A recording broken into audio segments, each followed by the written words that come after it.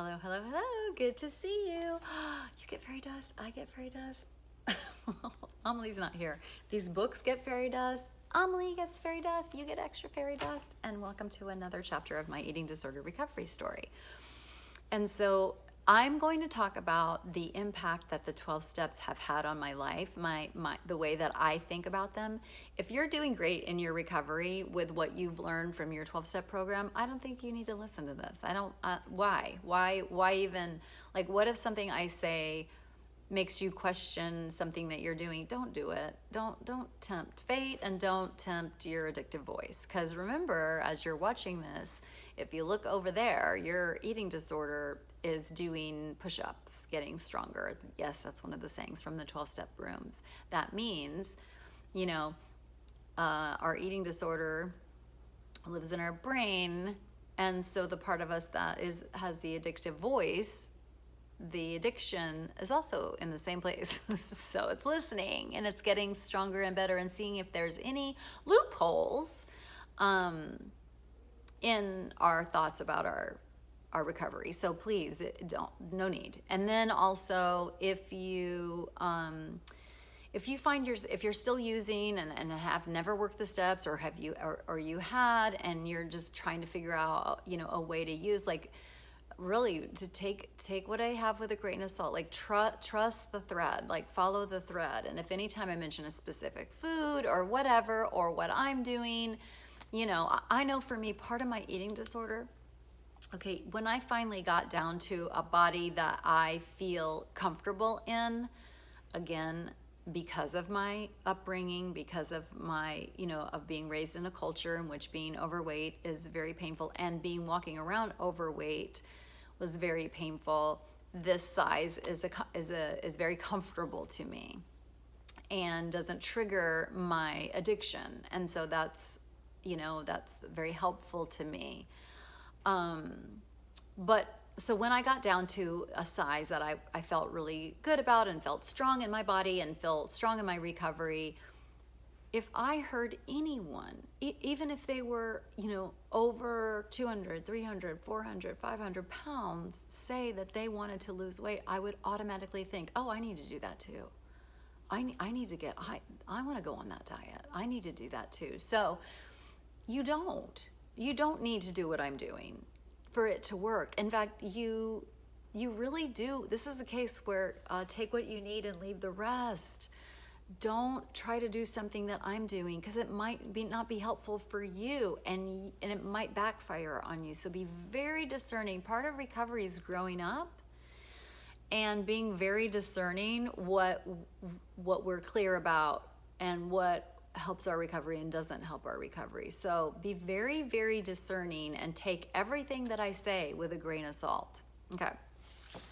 So I found out recently that it was a surprise when I said that I use the 12 steps for my eating disorder, because there are people that have been watching that had no idea that people could use the 12 steps to their food addiction, or their anorexia, or their bulimia, or their binge eating disorder, or whatever we're doing with orthorexia. They didn't understand that we could use that 12 steps were for them too, and they absolutely are. The 12 steps are available to anybody who will find them helpful. And so that's all we're going for. It's like, are they helpful? Are they not helpful? And so let's get started talking about step one. Okay. Also, remember that I'm just here sharing my story. This is my experience, strength, and hope, not anybody else's. I'm not speaking for a 12-step program. In fact, nobody's supposed to be speaking for a 12-step program. It's part of their traditions that doesn't happen. I'm just telling you my story and how the steps have helped me. Okay. So, the first step is we admitted we were powerless over blank, and our lives had become unmanageable. Now that blank, whatever word goes in there that best fits you, will be the most helpful. It may be helpful to leave it general, like I'm powerless over food and my life has become unmanageable. I've also thought about I'm powerless over my addiction and my life has become unmanageable. I have also thought I'm powerless over bulimia and my life has been unmanageable. I'm also powerless over binge eating disorder and my life has become unmanageable. So whatever fits in there for you, and also whatever you have decided fits in there for you, that's probably where you want to go searching for your 12-step group, because part and parcel to, if you listen to the step, we were powerless over food and our lives had become unmanageable. We cannot recover alone, period, end of sentence. A fact. Just accept it as a fact. I've never seen it work in somebody. It doesn't. I'm a loner. I'm very much of an introvert. I'm a homebody. If I'm feeling like if I could have recovered by myself, I would have, but I couldn't. I had to be thrown into treatment centers and throw myself into treatment centers and meetings upon meetings upon meetings upon meetings, so I could hear other people's experience, strength, and hope, gain recovery and insight, gain the tools that I need to stay sober a day at a time. And, so I really recommend that you find a group and that you make it work for you. I truly, truly do. If you can't handle that, which is fine, and also is it though, check to make sure that's not your addictive voice running the show, that you can talk about your eating disorder with your eating disorder therapist or your therapist. You can, work the steps with them. We're just looking for what can actually work. I say just start going to meetings, just do it. And are they perfect? No, but they're sure damn close. They're really close. Okay, we're powerless over blank and our lives have become unmanageable. For me, a word that has worked in there is I'm powerless over food and my life has been unmanageable, and my life is unmanageable. So I'm powerless over food. My first reaction is, no, I'm not. I have a lot of power over food. I can not have it. I can have it. I can have lots of it. I can get rid of it. Like I've exerted a lot of power over food. And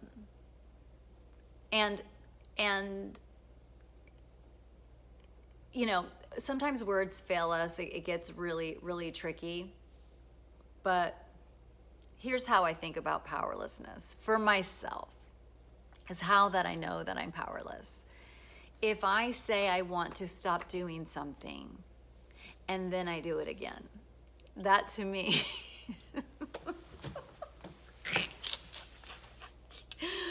okay, I am going to be a person who's going to, I'm going to just eat all this grapefruit, or I'm going to go on this diet or that diet or whatever. There's been so many where you eat just one food and that's all you eat a day. I gain weight on those things because it's like, oh, I can eat as many grapes as I want in a day? Okay. You have never seen a bitch. Like, if I was still on that diet, I would move on I'd be living next to a wine farm or something and just like be eating grapes all day long, constantly. Those diets didn't work for me because I have binge eating disorder. So it's like, okay, I'm just gonna eat grapes, or I'm just gonna go on this diet and then just have one cheat day a week, or I'm gonna go on this program or whatever, and I'm just gonna eat clean, or I'm gonna go on this program. Okay, great, go ahead, bitch. And then let's see, time will tell. If I binge again, oh, bitch, ooh, it looks like somebody's powerless. Like an alcoholic that wants to stop drinking. I'll just stop drinking, okay. Do. Oh, did you drink again? Did you have a toast on New Year's Eve? I thought you said you weren't powerless. Remember you said you weren't going to do that anymore, but now you did? That's how we test powerlessness, is if you can stop on your own, then do it. I mean, do you think if I could stop on my own that I would be doing all this shit? No. Do it. Go. Boop, boop, boop, boop, boop. And then I'll see you back here when it couldn't be sustained. And that's your hint that you're powerless. I remember a friend told me that she was talking, somebody else in recovery, and she was talking about being able to do her program. I was able to do my program, my food plan. I was able to do all my recovery and keep a certain trigger food. In her case, it was, let's just say cake, occasional cake. So she says that in the past, I was able to stay on my plan and have cake, once a week. And then I'm like, oh, okay, so you said that worked, but here you are trying this program now. So it must be that actually didn't work. You said that it worked, but it only, and we also have to say it only worked for a certain period of time. So the proof is in the behavior. If you will say you'll never starve yourself again, you'll never purge again, you'll never binge again, and then you do, I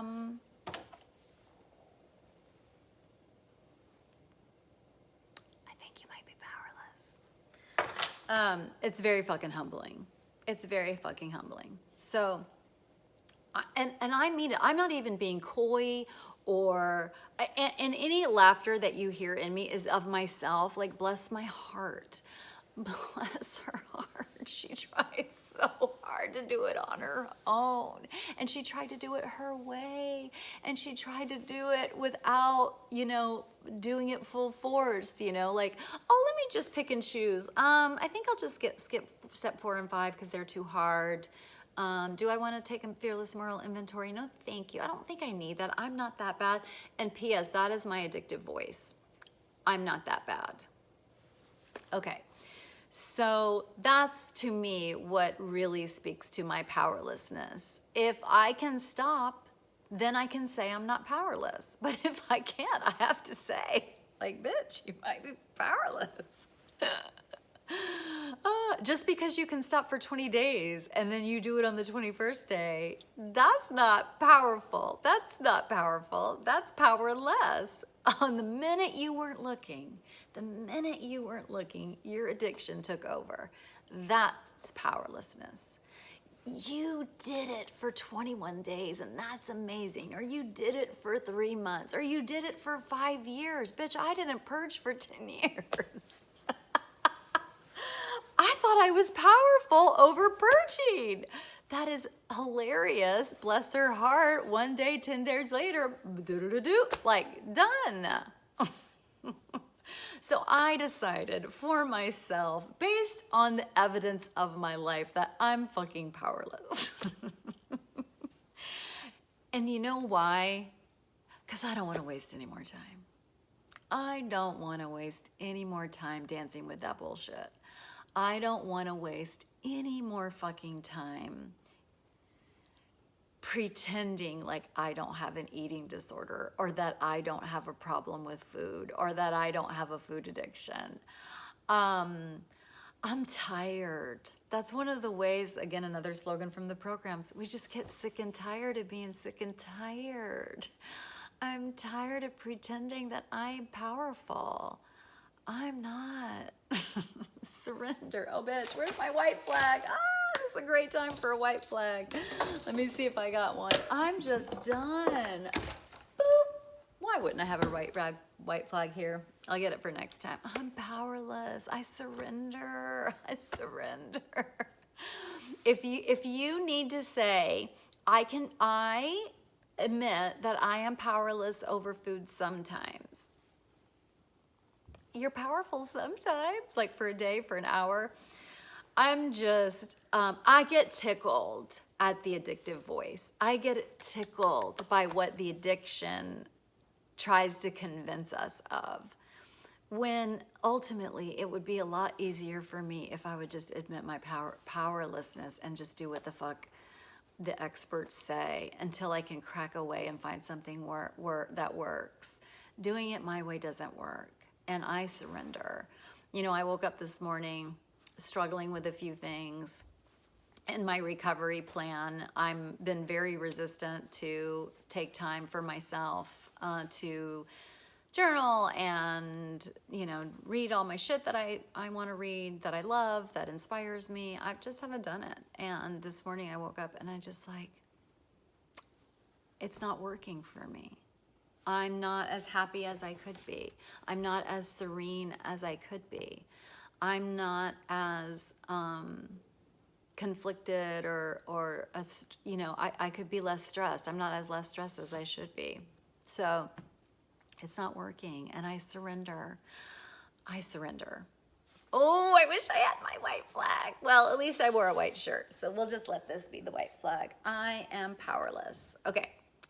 Thank you for being here. I love you. I hope this is helpful. Remember, once again, take what you need and leave the rest. Be a discerning bitch. Advanced bitches are discerning. You know, if this has triggered you, call your sponsor immediately. If this, go to a meeting immediately. Again, what do you have to lose? What do you have to lose except your eating disorder? What do you have to lose? I hope this was helpful. I love you. And thank you. It is actually helping me to tell my story. So thank you for being here, and thank you for being a part of this. And I love you so much. Love you. Bye.